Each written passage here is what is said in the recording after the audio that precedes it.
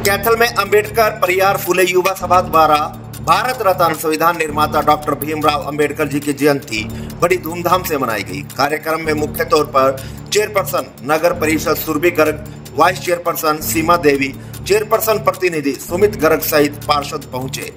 आयोजकों ने फूल माला पहनाकर सुरभि गर्ग सहित सभी का स्वागत किया। सभा के पदाधिकारियों द्वारा सभी मुख्य अतिथियों को सम्मानित भी किया गया।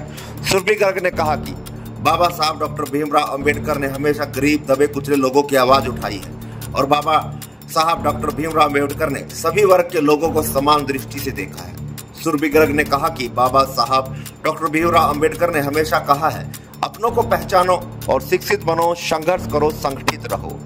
सुरभि गर्ग ने कहा कि बाबा साहब डॉक्टर भीमराव अंबेडकर ही एक ऐसे अकेले व्यक्ति हैं जिन्होंने हर समाज के लिए काम किया और हर समाज, जाति, धर्म के लिए संविधान लिखा, जिसकी बदौलत आज हम अपने अधिकारों को समझकर अपना हक ले सकते हैं। बाबा साहब डॉक्टर भीमराव अंबेडकर ने ही हमें खुले में सांस लेने की आजादी दिलवाई है, ऊंच नीच, छोटे बड़े के भेदभाव की बेड़ियों से मुक्त कराया है। आइए और दिखाते हैं क्या कुछ कार्यक्रम में खास रहा।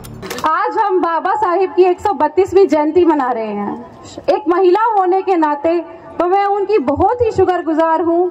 शायद उन्हीं के बलबूते पर, उन्हीं की पहल से मैं यहाँ खड़ी हूँ। महिलाओं को शिक्षा देने का अधिकार, उन्हें वोट देने का अधिकार, उन्हें इलेक्शन में खड़ा होने का अधिकार, बाहर निकलने का अधिकार, सभी कुछ बाबा साहिब की देन है। अगर बाबा साहिब पहला कदम महिलाओं के लिए नहीं उठाते तो हम शायद आज भी पर्दा प्रथा की ही बेड़ियों में जकड़ी होती। आज ना ही मैं यहाँ खड़ी होती, ना ही आप लोग वहाँ बैठी होती, हम लोग सब अपने अपने घरों में बंद होते। ये बाबा साहिब की ही देन है हम महिलाओं को। बाबा साहिब ही थे जो महिलाओं के अधिकारों के लिए लड़े थे कि एक महिला पुरुष से कंधा मिलाकर चल सकती है। उसे शिक्षा का उतना ही अधिकार है जितना कि एक पुरुष को है। उसे वोट देने का उतना ही अधिकार है जितना कि एक पुरुष को है।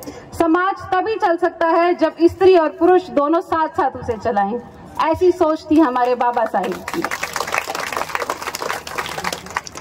बाबा साहिब का खुद का जीवन इतनी अभावों में गुजरा, इतनी विभिन्नताओं में गुजरा कि जहां आज वो खड़े हैं, जहां आज उनकी जयंती मनाई जा रही है, ये अविश्वसनीय है। कोई कल्पना भी नहीं कर सकता कि इतनी दुख में, इतने अभावों में रहकर भी उन्होंने शिखर पार कर लिया। उस समय में जब अछूतता एक श्राप था, पर ये हमारी भारतीय संस्कृति नहीं थी, ये हमें अंग्रेजों की देन थी। अंग्रेजों की डिवाइड एंड रूल की पॉलिसी का नतीजा था कि जाति के आधार पर, वर्ण के आधार पर, अमीर गरीब के आधार पर लोगों को बांट दिया जाए और उन्हें लड़ा दिया जाए ताकि अंग्रेज हमारे देश पर शासन कर सके। उन्हीं की इस गंदी सोच का नतीजा था कि आज हम जाति पाति में फंसे हुए हैं। लेकिन बाबा साहिब ने हमें बताया कि जाति पाति से नहीं, सिर्फ और सिर्फ गुण और कर्म के आधार पर ही लोगों को बांटा जा सकता। जब प्रकृति स्वयं हमें भिन्नता नहीं करती, जब प्रकृति, भगवान हमें कोई भी नहीं करते, धूप हरेक को मिलती है, छांव हरेक को मिलती है, बारिश होती है तो वह हरेक के लिए होती है, तो हम क्यों ऐसा करें? जो इंसान को है दृष्टि से देखता है, क्या वो इंसान कहलाने के लायक है? एक इंसान की गोद से जन्म लेकर, एक इंसान के घर पल बढ़कर और एक इंसान को ही है दृष्टि से देखना, क्या वो इंसान कहलाने के लायक है?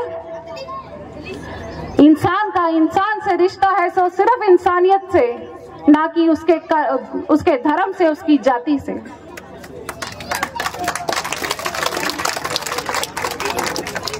बाबा साहिब उस समय में पैदा हुए जब अंग्रेजों ने हमारे ऊपर शासन किया था और उन कुरीतियों ने जो अंग्रेजों ने चलाई थी, उन कुरीतियों का सामना करते हुए अपना जीवन यापन किया।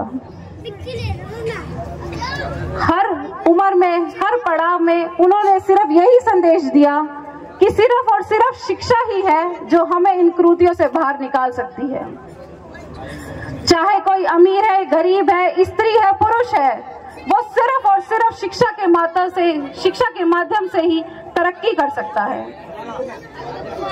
कोई समाज, कोई जाति पिछड़ी हुई नहीं हो सकती। पिछड़ा हुआ वो इंसान हो सकता है जिसकी मानसिकता ये कहती है कि इंसान इस जाति का है, इंसान इस वर्ण का है और इंसान ये गरीब है या अमीर है। जो इंसान ये सोच रखता है सिर्फ वही इंसान पिछड़ा हुआ है, ना कि कोई समाज पिछड़ा हुआ है। और जिस इंसान की ये सोच ऐसी है, वो चाहे सामान्य वर्ग से आता हो या किसी भी वर्ग से आता हो, वो इंसान पिछड़ा हुआ है, ना कि वो समाज।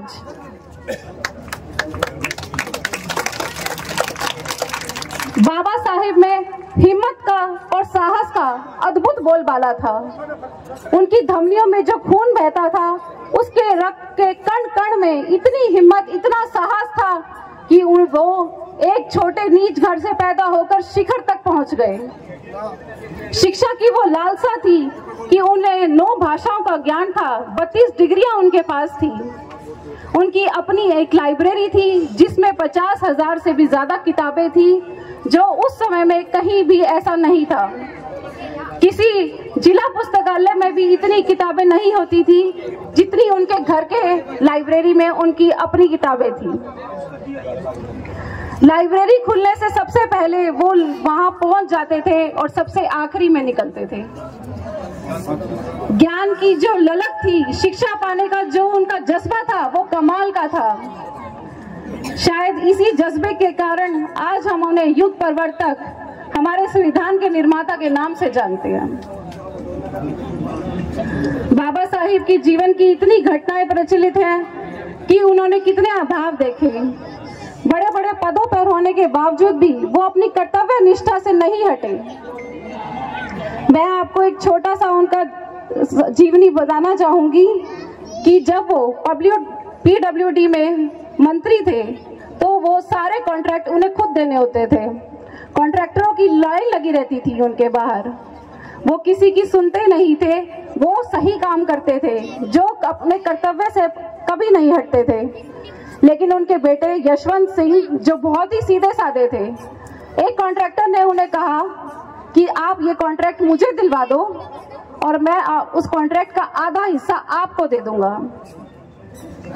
उस समय में भी आधा हिस्सा देना बहुत ही करोड़ों की बात थी। और यशवंत सिंह जी बहुत ही सीधे साधे अपने पिताजी के पास दिल्ली रवाना हो गए और उन्होंने अपने पिताजी से गुजारिश की कि इस व्यक्ति को कॉन्ट्रैक्ट दे दीजिए। बाबा साहिब खड़े हो गए और उन्हें कहा, धिक्कार है तुम्हारी सोच पर और धिक्कार है तुम्हारे उस कॉन्ट्रैक्ट की सोच पर जो तुम ऐसा सोचते हो। ये कुर्सी, ये पद मैंने कर्तव्य से पाला है, अपने लोगों के उद्धार के लिए लिया है, ना कि अपने बच्चे को पालने के लिए।